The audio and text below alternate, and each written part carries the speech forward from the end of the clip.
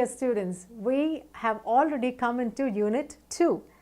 Here is a very interesting story, and as I was reading it, I was reminded about my childhood days when I was having the fear of riding a bicycle. We see a similar kind of story in Pushpa's life, and if you did not read the story, you can pause the video and read the story. So it will make our exercises and our grammar more fun and easier. Alright, so let's look at the new words. The new words in this unit are skinned, which means removed the outer layer of the skin. That is what happened when Pushpa fell off the bicycle when she tried to learn the bicycle the first time. It's a little painful having, the feeling of skin, it kind of hurts. And second one is bruise. This is something that we often encounter when we go out to play, or when even moms are cooking in the kitchen, we get a small cut. So that is called bruise, and it is to get wounded. The next word is experience. We all have experiences, some are good, some are bad. So what does experience mean? An event that leaves a strong memory. That's right, it's good or bad, it's still a strong memory. The next one is several. Several means many. There were several people at the store, or there were several people gathered around the accident site. So we could use that word for several, which means many. The next word is overcome. It means to defeat something, or to succeed in something, or to do a thing successfully. Alright. So overcome is to defeat something or to do something successfully. We all have things that we overcome daily, or as part of life. We overcome fears, we overcome failures, we overcome some setbacks. Okay. So that's why we use the word overcome. The last word in this unit is courage. That is something we all would like to have the courage to do new things, have the courage to do some things that are really hard. Sometimes it's just courage to face an exam. Okay, the courage means bravery, right? Okay, so these are the new words that we have learnt in this unit. Moving on, the next one is fill in the blanks.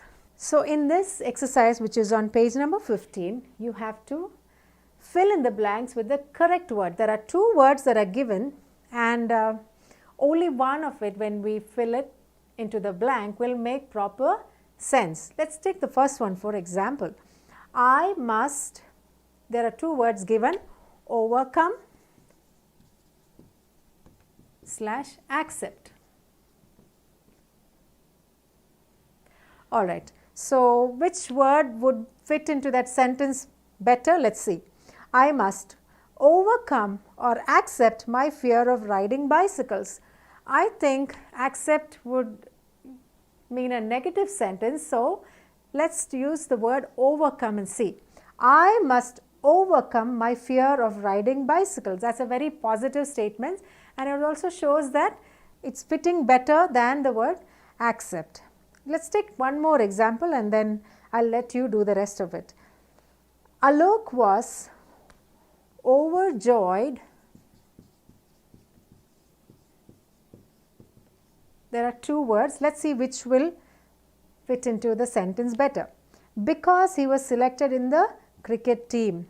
So sad. Alok was sad because he was selected in the cricket team. I don't know if it sounds like a sensible sentence. So overjoyed would be more appropriate. Alright, you can go ahead and do the rest of it after the whole chapter is over. Next one is exercise B. Use the given words in sentences of your own. We have already learned a few important things about making sentences. So, with that knowledge, let's try and make sentences with these words. In page number 15, in the exercise B, you have a few words that are given. And let's take the first one and see. You are asked to make sentence. Let's see from what we have learned. It needs to start with a capital. My school is near the park. So, and starts with a capital and ends with either a full stop or a question mark or an exclamatory mark. So, let's see which fits better. I think it is a statement. My school is near the park. So, we will use a full stop, which is the most appropriate punctuation. If we have to make it a question statement, what would we write? Is your school near the park? Okay. So, this becomes a question statement. So, there are a number of words, about 6 of them. You can try and make sentences with those 6 words. All right. Moving on to the next one is question and answers. For this, you can pause the video and take out your notebooks and write answers, keeping in mind what we have learnt about complete sentences, or you can wait till the end of the video and finish your answers. All right.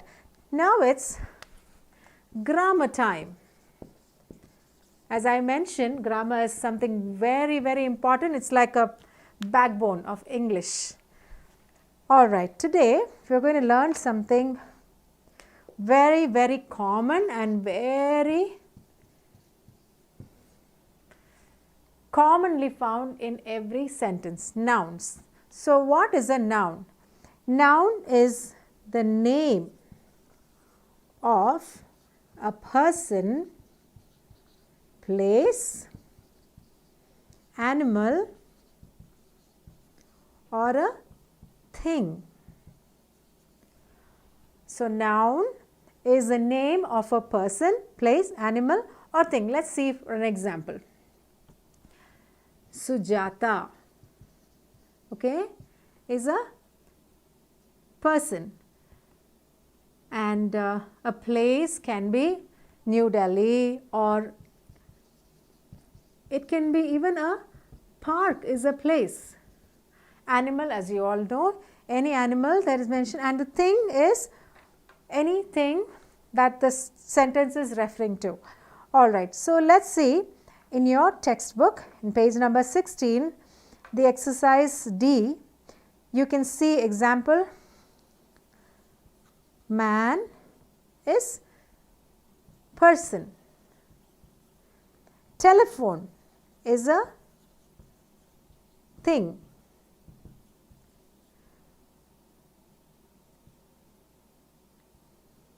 buffalo is a animal, room is a place. So, any name referring a person, place, animal or thing is a noun. So, you can go ahead and fill in those blanks and answer whether they are person, place, animal or thing. In the very next page, we continue with the nouns, that is exercise E. It gives you a small paragraph of words, which is the story of a king. I'll just read the first line for you, and it's already underlined. You can go ahead and underline the rest. Once a greedy king lived.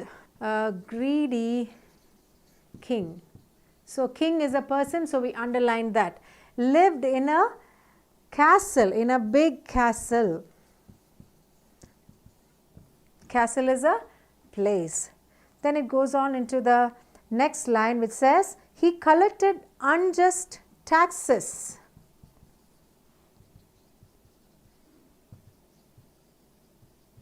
So, taxes is a thing.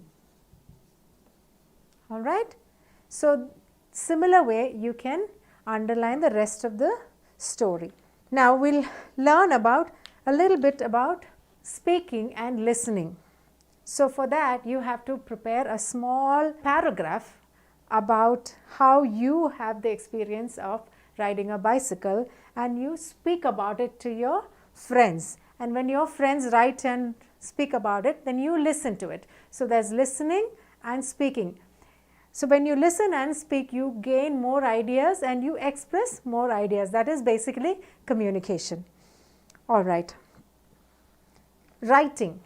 Our writing exercise, write down 2 things that you are afraid of. I'm sure all of us have small and big things that we are afraid of. So here there's an example, I am afraid of spiders. I'm sure people will write lizards, cockroaches, rats, I'm scared of heights and different things. So give 2 reasons for your fear. So this writing will help you to make proper sentences and have the right punctuation. It's like an exercise to help you practice better.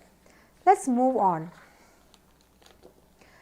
This next story is about the first day of Isha in her school bus.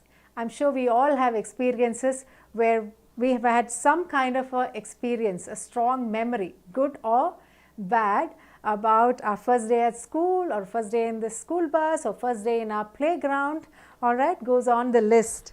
So here Isha had a very good experience, all right, so it's a happy ending story. Let's look at the new words that we have learned. The first word is schedule. Schedule means a plan of things that are to be done. So your teacher will have a schedule for you for the day, your mom and your dad will have a schedule for their office, for home. So schedule is a plan of things that are to be done. The next word is arrangement.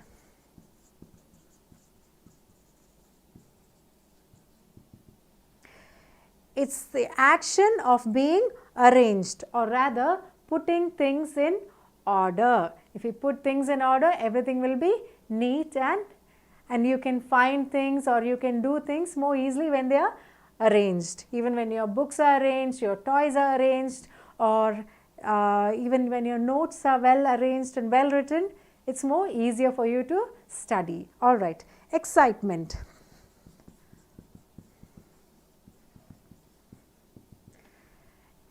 Everybody likes some kind of an excitement in their lives. Let's see what's the meaning. A feeling of great happiness. I'm excited that my dad is coming today. I'm excited that my aunt is visiting me. So, excitement, a feeling of great happiness. Lumbering, that's another new word that we are learning in this unit. Lumbering means move in a slow and awkward way. So the bus that Isha was traveling, the school bus, was lumbering as it reached the school. That means because it's a school zone, the bus goes little slowly, right? So moving in a slow and awkward way. The last word in this unit is slumped. It means to sit or fall heavily. That's something that most of us do on our sofas. When we are either tired or excited, we just go and just fall off on our sofas. But slumped is more in a negative way. When you're tired or when you're just kind of just want to relax, you just kind of slump into the seat.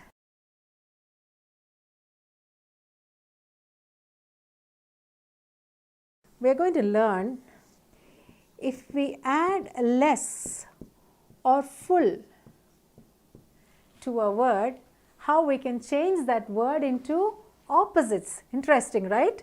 Let's take a word called care. Okay?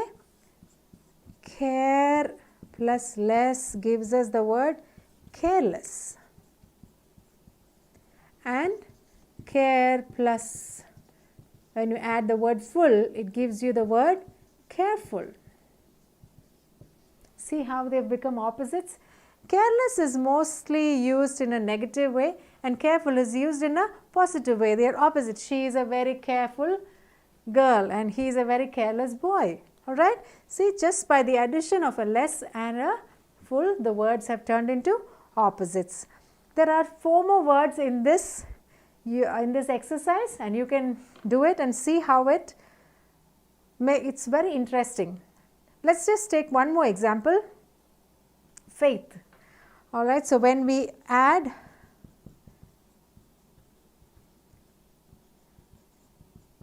the word less becomes faithless, and this becomes faithful.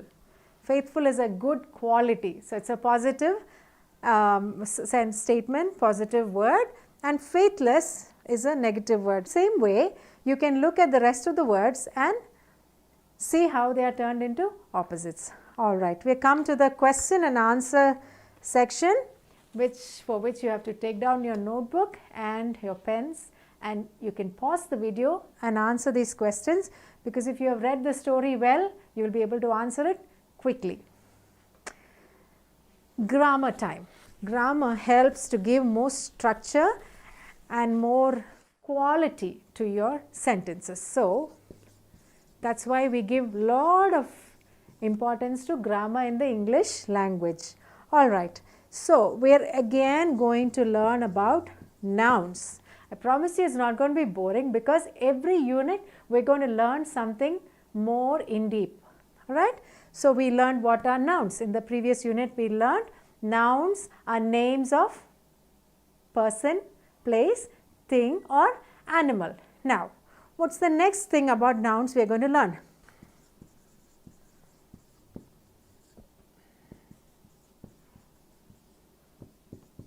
And proper nouns, right.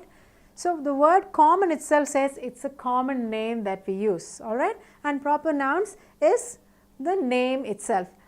It is given right in your book, page number 21. It says the common noun is, the first example, boy, okay, all the boys, it is common, it is a common word that we use, alright, and proper can be, here is given Mohan, alright. Then let us take an example of the famous cricketers, okay. So, it is a common noun, and all of us will quickly remember the word, or I am sure many of you will remember this name and many of you will remember other names, but that is okay. So, that is a proper noun. Let us take another example, freedom fighters.